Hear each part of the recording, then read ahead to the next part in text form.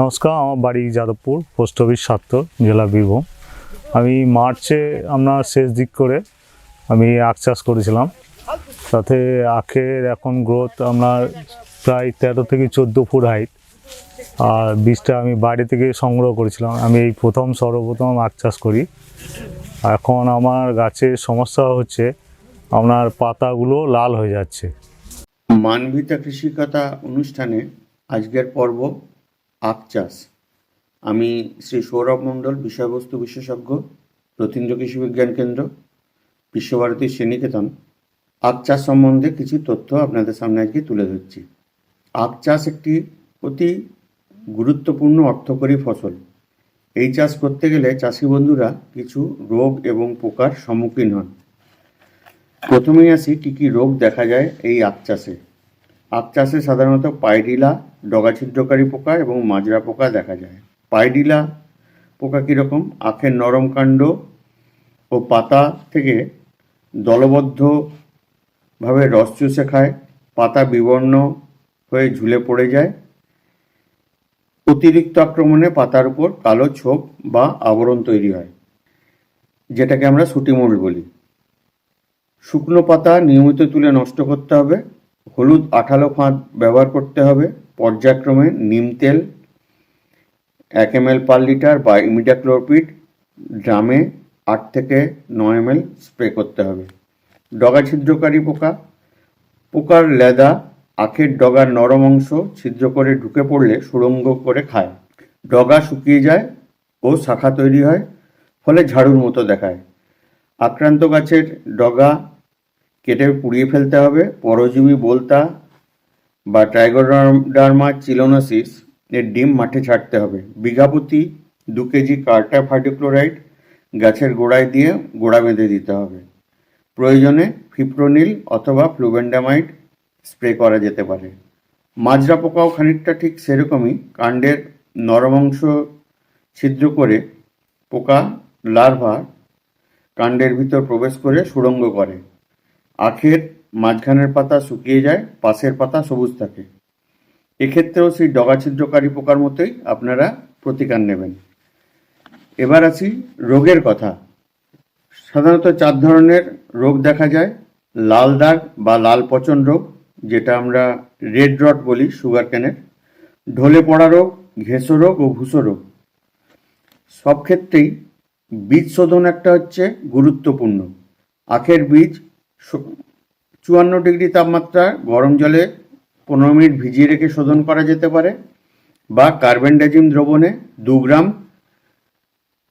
প্রতি লিটার জলে দিয়ে 30 মিনিট ডুবিয়ে রাখতে হবে। লাল দাগ বা লাল পচন রোগ সিমটমটি হচ্ছে পাতার মধ্যশিরায় প্রথমে লালচে বাদামি রঙের ডিম্বাকৃতি দাগ হয়। আক্রান্ত আখের কাণ্ড চিরলে অ্যালকোহলের মতো গন্ধ নাকে আসে। কাণ্ডের নিচের দিকের কলাগুলি লাল হয়ে যায় এবং মাঝে মাঝে সাদা অংশ থাকে।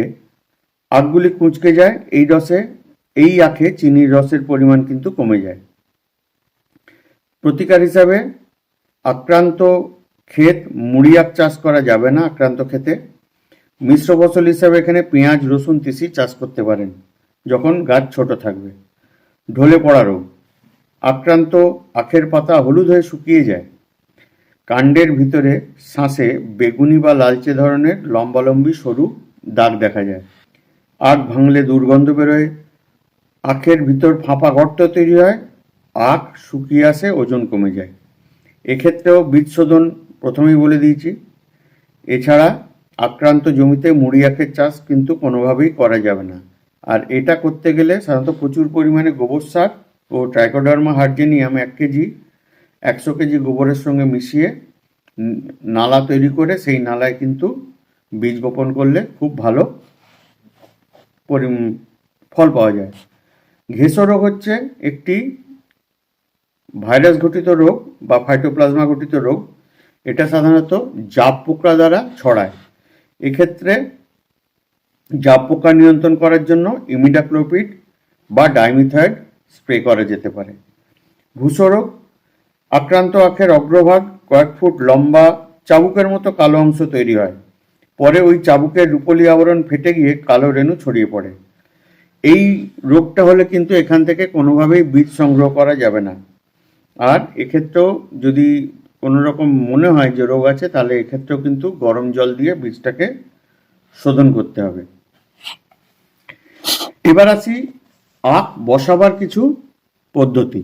যদি আপনারা যে ভেলিটা তৈরি করেন, সেই ভেলিতে অনেকে লম্বালম্বি করে আখ পোতেন।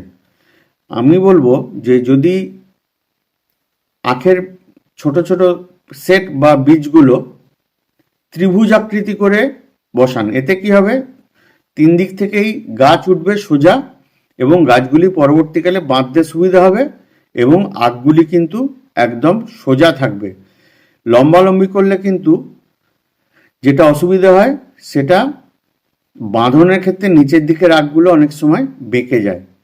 এছাড়াও জমিতে কিন্তু আগাছা দেখতে হবে যাতে কোনো রকমভাবে না জন্মায়, এবং পরিষ্কার পরিচ্ছন্ন চাষ। আর এখানে আখ বাঁধা পদ্ধতিটাকেই আমরা বেশি ভালো করে দেখিয়েছি, কেন এটা একটাই সবচেয়ে গুরুত্বপূর্ণ বিষয়, যে আখ কী করে বাঁধতে হয় সেটাও কিন্তু আমরা এই ভিডিওতে তুলে ধরেছি।